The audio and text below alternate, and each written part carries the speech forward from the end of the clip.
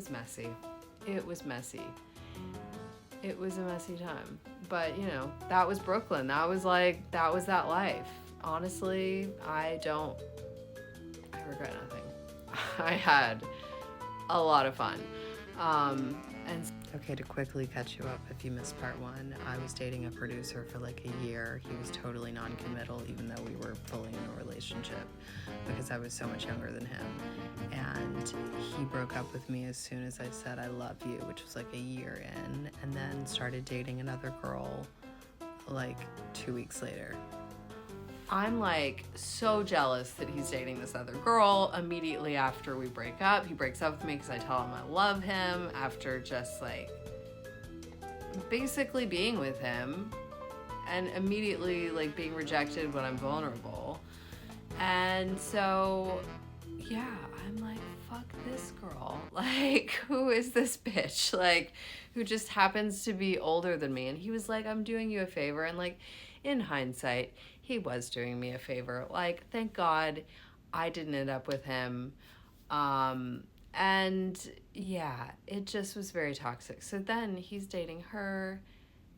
And then he starts like texting me and getting in my head again. And he's like meeting up with me at this place in Greenpoint that had the most amazing raspberry wings. And so he called me Little Wing. And we would meet up and have wings and then go back to his place and hook up, like in spite of the fact that he was dating that other girl. And so that toxic situation continues where he's like, you know, every once in a while hooking up. And at the time, I'm also simultaneously also hooking up with the guy from the band from episode 1.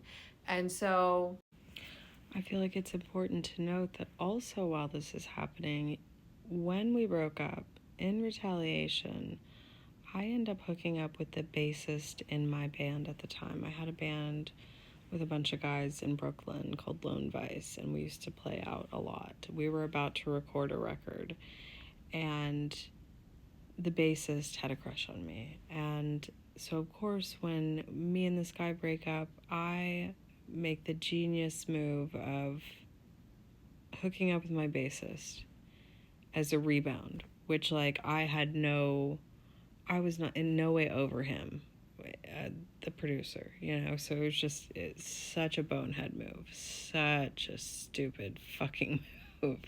I really regret it, because I ended up, like, the band went on without me. They dropped me. It was messy. It was messy. It was a messy time. But, you know, that was Brooklyn. That was that life. Honestly, I regret nothing. I had a lot of fun. And specifically, you know,